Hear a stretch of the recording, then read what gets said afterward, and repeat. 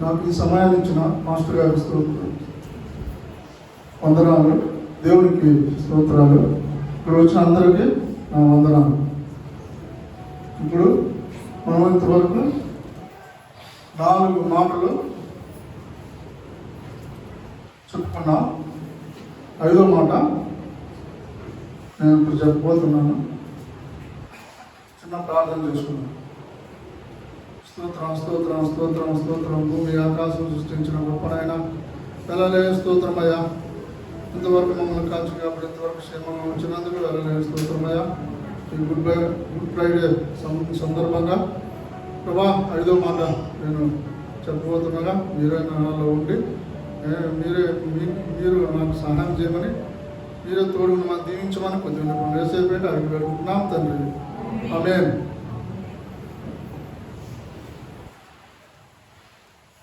సరే, నేను ఈ మాట ప్రిపేర్ అవుతుండగా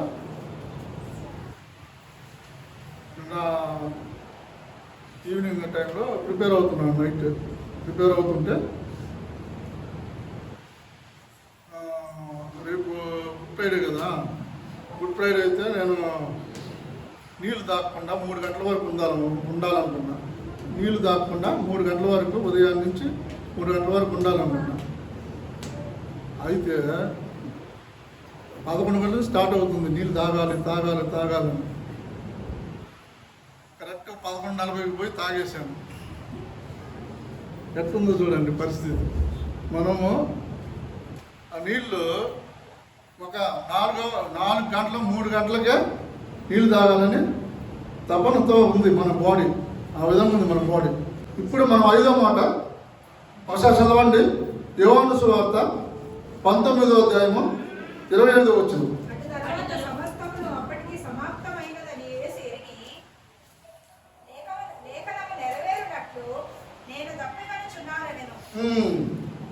ఏమంటున్నారు? లేఖనము నెరవేరునట్లు నేను దప్పిక కొనుచున్నాను. లేఖనం అంటే ఏంది? లేఖనం నెరవేరడం అంటే ఏంది? నెరవేర్చడం అంటే ఏంది? ఆయన ఎక్కడో ఎవరో చెప్పారు. ఆ లేఖనము ఇక్కడ నెరవేరుతుంది. అది చూద్దాం ఎక్కడ జరిగిందని. 69 కీర్తనలో 69:21 వచ్చింది.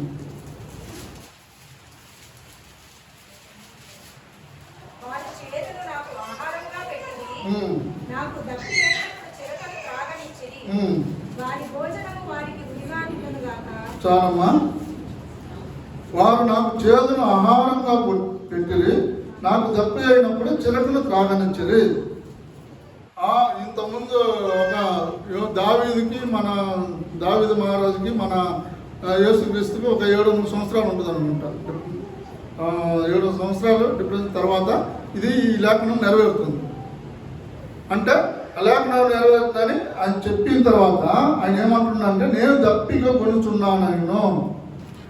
ఏమంటున్నాడు? నేను దప్పిక కొనుచున్నాను అంటున్నాడు. నేను ఒక 3 అవర్లలోనే నీళ్ళు కావాలని ఇప్పటికి పెదాలు అట్నే ఇదవుతున్నాయి అనమాట. నీళ్ళు కావాలని ఇది చేస్తున్నాను. అయితే ఆయన ఏమంటున్నాడు? దప్పి కొనుచున్నాను అంటున్నాడు. మామూలుగా దప్పి కొని ఇప్పుడు నాకు దాహం అంటే ఏంది? నీరు కావాలి, నేను తాగాను. ఇంకోటి కోరికను చూపించవచ్చు. దప్పిగా దాహం అంటే ఏంది? ఒక కోరికను కూడా నార్మల్గా మన లోకరీతిగా అనుకుంటే కోరికను కూడా చూపించవచ్చు. అదే దాహం అంటే ఒక నీరు అవసరం ఉంటుంది, లేకపోతే కోరికను చూపించవచ్చు. అలాంటి ఆ దేవుని ఏమడుగుతున్నాడు? దప్పి కొనుచున్నాను అంటున్నాడు. ఆయనకి ఈ లోకాన్ని సృష్టించిన గొప్ప దేవుడికి దప్పిక అవసరం అవుద్దా? ఆ టైంలో దప్పిక అవసరం అవుద్దా? ఆయన ఒక్క మాట నీళ్ళు రావాలంటే వస్తాయి ఆటోమేటిక్గా, అంతే కదా.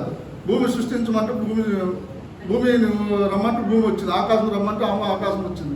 అలాంటి దేవుడికి నీళ్ళు అవసరమా? అయితే ఆయన ఏమంటుండో దప్పి కొనుచున్నాను అంటున్నాడు. దప్పిగా మనము ఆ దప్పి కొనుచుని ఈ లోకానికి ఆయన ఎందుకు వచ్చాడు ఈ లోకానికి? పాపుల్ని రక్షించడానికి, మనం పాపం శాపం నుండి ముక్తిని చేసి మనం దూరస్తులుగా ఉన్న మనల్ని ఆయన దగ్గరికి తీసుకునేదానికి ఈ లోకానికి ఆ దేవుడు వచ్చి ఈ కలవరలో మరణించి తిరుగులేసిన ఆ దేవుడు ఏమడుగుతున్నాడు అంటే నేను దప్పి కొనుసున్నాను అంటున్నాడు. ఆ దప్పిక ఎలాంటి దప్పిక? ఇప్పుడు మన ఈ లోకరీతిగా దప్పికలు చాలా ఉంటాయి అన్నమాట.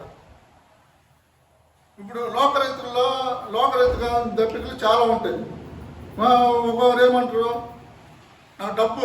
డబ్బు కావాలని సంపాదిస్తూనే ఉంటారు. దేవుడిని అనుకోరు, ఎవరిని అనుకోరు. వాళ్ళ ఇష్ట ప్రకారం డబ్బు కావాలని డబ్బు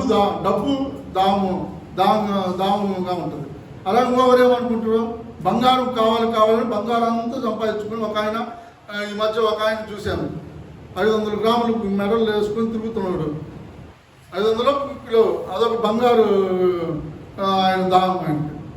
ఇంకొక ఆయన ఒక అతను ఉన్నాడు, ఉదయం 5 గంటల నుంచి కంటిన్యూ తాగుతూనే ఉంటాడు.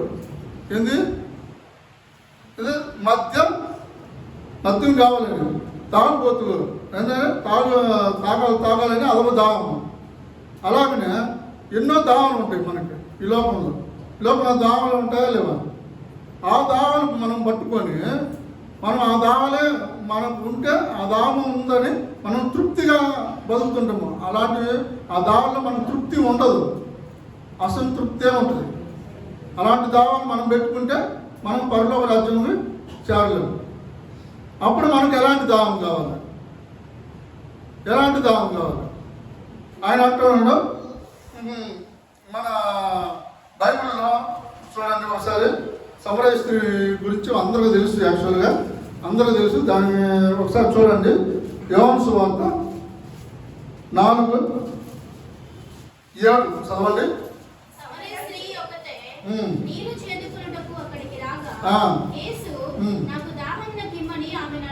చాలమ్మా.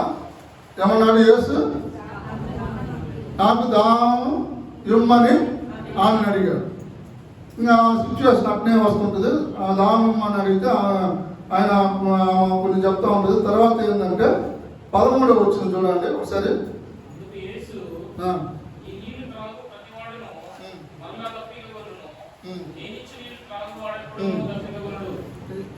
యేసుక్రీస్తు దాహం ఇమ్మని అడుగుతాడు. ఆమె దాహం ఇవ్వాలనుకుంటే ఆమె అంటుంది, యేసుక్రీస్తు అంటాడు, ఏమంటాడు చెప్పండి. 13వ వచ్చిన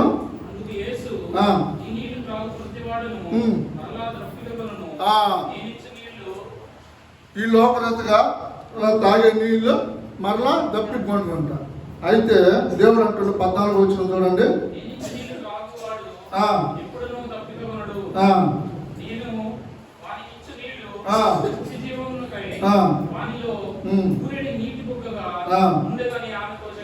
అది విషయం. ఇప్పుడు ఏంటంటే నేనిచ్చే నీళ్ళు త్రాగువాడు ఎప్పుడు తప్పు గనుడంట.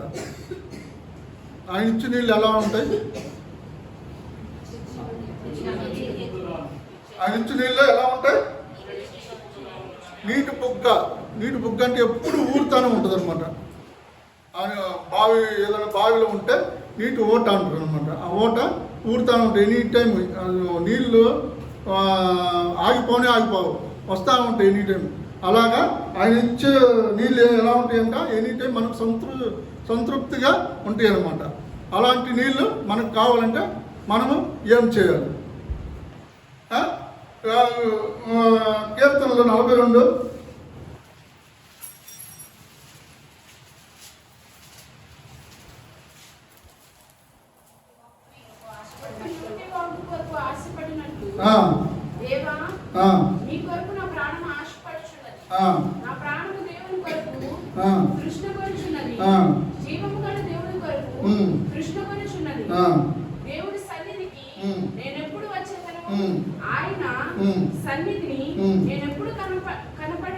చాలమ్మా. ఇప్పుడు అక్కడ ఏమంటున్నా అంటే కీర్తనలో 42:1-2 దుప్పి నీటి వాగుల కొరకు ఆశపడినట్లు దేవా నీ కొరకు నా ప్రాణం ఆశపడుచున్నది. దుప్పి నీటి వాగుల కొరకు అంటే యాక్చువల్గా దుప్పి ఎడారిలో మనం ఒక దూరం చూస్తే ఎండమావులు అని ఉంటారు అనమాట. దుప్పి ఏం చేస్తారు చూస్తుంటే ఎండమావులు అంటే అక్కడ మంచిగా నీళ్లు సెలయాలు అదే పారుతున్నట్టు ఉంటుంది అనమాట. దుప్పికి ఎండమావులు అలా ఉంటాయి అనమాట. మనం పోతూ ఉంటే అక్కడ పోయాక అక్కడ ఉండవు, ఏముండవు ఎండమావులు. అలాగా దుప్పి పోతానే ఉంటుంది. దానికోసం పోయి లాస్ట్కి ఏముండకుండా చనిపోద్ది.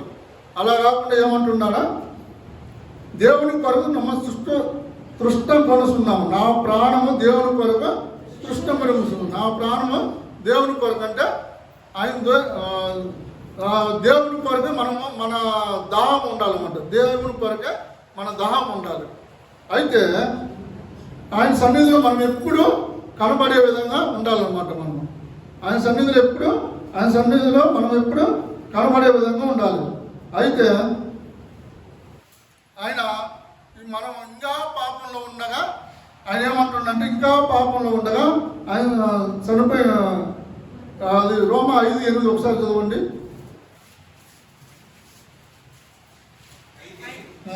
దేవుడు మన యేలా తన ప్రేమను వెల్లడిపరుస్తున్నాడు. ఇత్తనగా మనమిద్దరూ పాపమై ఉండగానే క్రీస్తు మన కొరకు చనిపోయాను. కాబట్టి చాలు. ఆయన అంటుండ్రు, నువ్వు ఎన్ని చెప్పినా ఏం చేసినా మీరు ఇంకా పాపంలో ఉన్నారు. అయినా కానీ ఇంకా పాపంలో ఇంకా మీరింకనూ పాపులై ఉండగానే క్రీస్తు మన కొరకు చనిపోయారు. ఇంకా మనం పాపంగా ఉన్నాం. అప్పుడు అందుకని క్రీస్తు అప్పుడు మనం ఏ విధంగా ఉండాలా, మనము ఆయన కోసం పాపంలో లేకుండా పాపం నుండి శాపం విముక్తి, మనం పాపం నుండి వెళ్ళి బయటకు వచ్చి రక్షణలోకి మనం తీసుకొచ్చి పాపం తీసుకొని ఆయన కోసము ఉంటే ఆ దేవుని దాహము మనకి తీరినట్టే. ఆ దేవునికి ఆ దేవుని దాహము తీరినట్టే. మనము ఎలా ఉండాలి, ఆ రక్షణలోకి మనం ఉండాలి. ఆ రక్షణలోకి ఉండాలంటే అప్పుడు ఆ కలవరిలో ఆ దేవుడు చనిపోయేటప్పుడు ఆయన ఏమంటుండో దప్పికొనిస్తున్నా అంటుండు. అప్పుడు మనమే అయ్యో నేను ఆ టైంలో ఉండుంటే నేను నీళ్ళు ఇచ్చేవాడిని దేవుడికి, లేకపోతే ఆ దాన్ని నేను తీర్చేవాడిని అనుకోవచ్చు. అయితే దేవుడు ఇంకా మనకు ఆ దాహం ఇచ్చేదానికి మనకు ఇంకా ఉంది, ఆప్షన్ ఉంది. చూస్తారా ఒకసారి మత్తయి సువార్త 25:35 నుంచి చదవండి ఒకసారి. నేను ఆకలి కొంటిని, మీరు నాకు భోజనం పెట్టితిరి, దప్పికొంటిని, నాకు దాహం ఇచ్చితిరి, పరదేశినై ఉంటిని, నన్ను చేర్చుకొంటిరి, దిగంబరునై ఉంటిని, నాకు బట్టలిచ్చితిరి, రోగినై ఉంటిని, నన్ను చూడవచ్చితిరి, చెరసాలలో ఉంటిని, నా యొద్దకు వచ్చితిరని చెప్పును. అందుకు నీతిమంతులు, ప్రభువా ఎప్పుడు నీవు ఆకలిగొని నీకు ఆహారం ఇచ్చితిమి, నీవు దప్పికొని ఇంట చూచి ఎప్పుడు దాహం ఇచ్చితిమి, ఎప్పుడు పరదేశివై ఇంట చూచి నిన్ను చేర్చుకొంటిమి, దిగంబరివై ఇంట చూచి బట్టలు ఇచ్చితిమి, ఎప్పుడు రోగివై ఇండుట అయినను చెరసాలలో ఉండుట అయినను చూచి నీ యొద్దకు వచ్చితిమని ఆయన అడిగెదరు. అందుకు రాజు అంటుండు, ఏమంటుండు, మిక్కిలి అల్పులైన ఒకరికి మీరు చేసిరి కనుక నాకు చేసుకొని మీతో చెప్పుచున్నానని వారితో అనేసి. ఇప్పుడు ఏంది ఆయన దాహం ఏముంది, ఇక్కడ ఆయన దాహం ఏమని ఉంది చెప్పండి. ఆయన ఏమంటుండ, మీరు అల్పులైన దీనస్థితిలో ఉన్న వారిని మీరు ఏ చిన్న విషయమైన సహాయం చేస్తే అప్పుడు నాకు దాహం మీరు తీర్చినట్టే. అదేం స్పష్టంగా చెప్తున్నారు, నేను ఆకలి కొంటిని, మీరు నాకు భోజనం పెట్టిద్దరు. మనము యేసుక్రీస్తుకు భోజనం పెట్టిన అవసరం లేదు. ఎవరైనా ఇక్కడ అల్పులైనా లేకపోతే దీనస్థితిలో ఉన్నవారైనా ఏమి డబ్బు లేని వారైనా మనము కొంచెం మనకున్న దాంట్లో సహాయం చేస్తే, భోజనం పెడితే, లేకపోతే బట్టలు ఇస్తే, లేకపోతే ఏదైనా ఆహారం, ఏదైనా ఏమి సహాయం చేసినా కానీ దేవునికి మనము ఇచ్చినట్టు, అప్పుడు దేవుని దాహము తీరినట్టు. అవునా? దేవుని దాహము తీరినట్టు. మనం ఏ మతం వారైనా వారికి ఎవరికైనా మనం సహాయం చేస్తే అదే దేవుని దాహం తీరినట్టు. అవునా? సరే, ఇప్పుడు మనం దేవుని ఆ దాహం మనలో ఏ విధంగా దాహం ఉండాలి?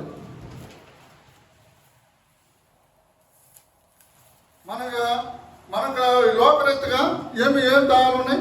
ధనదాహం, సుఖభోగం, వివాహం దాహం. వివాహ దాహంగా ఉంటుంది. వివాహం అంటే వివాహం చేసుకున్న తర్వాత మర్చిపోతారు, అంతే. వివాహం కావాలని చేసుకొని మర్చిపోతారు దేవుణ్ణి. అలాంటి దాహం. మనకి ఎలాంటి దాహం ఉన్నా కానీ మనము దేవుని కొరకు ఫస్ట్ దాహం కలిగి ఉండాలి. అవునా? మనకి ఇలాంటి దాహాలన్నీ వదిలేసి, లోకరీతికున్న దాహాలన్నీ వదిలేసి మనం ఎవరి మీద దాహం పెట్టుకోవాలి? దేవుని కొరకు దాహం పెట్టుకోవాలి. అలాగనే దేవుని వాక్యం కొరకు దాహం పెట్టుకోవాలి. అలాగనే ఆత్మల రక్షణ కొరకు దాహం పెట్టుకోవాలి. అవునా?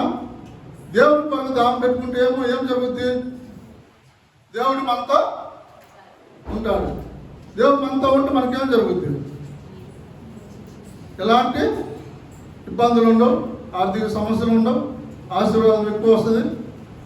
అప్పుడు మనం ఏం చేయాలా? దేవుని కొరకు దాహం కలిగి ఉండాలి. అదే ఈ బైబిల్ మనం చదివితే, ఈ బైబిల్ దేవుని వాక్యం మనలో ఉంటే ఏం జరుగుద్ది? పాపం నుండి విముక్తి కలగజేస్తున్నాను. ఈ దేవుని వాక్యం మనలో ఉంటే ఏం జరుగుద్ది? పాపం ముక్తి జరుగుద్ది. అలాగనే దేవుని వాక్యం మనలో ఉంటే నూతన జీవితం, కొత్త జీవితం దొరుకుద్ది మనకి. అవునా? కొత్త జీవితం జరిగితే ఏం జరుగుద్ది? దేవుడు మనతో ఉంటాడు. దేవుని ఇష్టానుసారంగా మనము నడుస్తాం. అవునా? తర్వాత దేవుని వాక్యం మనలో ఉంటే దేవునితో మన సంబంధాన్ని మరింత బలోపాతం చేస్తాం. ఓకేనా? అలాగనే దేవుని వాక్యము మనతో ఉంటే నిత్య జీవము, ఆ పరలోక రాజ్యానికి మార్గము చూపిస్తాం. దేవుని వాక్యం మనలో ఉంటే నిత్య జీవము, ఆ పరలోక రాజ్యానికి మార్గం చూపిస్తాం. ఓకేనా? అప్పుడు మనం ఏం చేయాలంటే ఎవరి పట్ల? ఆత్మల పట్ల దాహం ఉండాలి. ఆత్మల పట్ల దాహం అంటే మనం ఒక్కమే దేవుని పట్ల ఉంటే సరిపోద్దా? మన చుట్టుపక్కల ఉన్న వాళ్ళు కూడా మారాలి, రక్షణలోకి రావాలి. అప్పుడు మనం ఏం చేయాలి? దేవుడు ఏమంటాడు? సర్వలోకంకి వెళ్ళి సర్వ సృష్టిని స్వార్థ ప్రకటించమంటున్నాడు.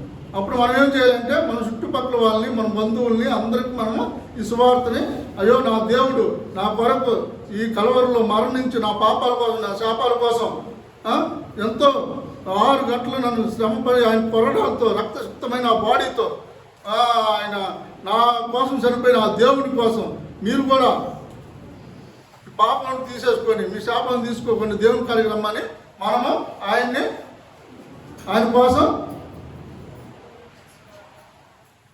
ఆయనకి రక్షణ, మన చుట్టుపక్కల ఉండే వాళ్ళని రక్షణలోకి తీసుకుని వచ్చేదాన్ని. సో అప్పుడు ఆ దప్పికొస్తున్నామనే మాట నెరవేరుతున్నట్టు. ఓకే? ఈ మాట చెప్పించినందుకు దేవునికి స్తోత్రం.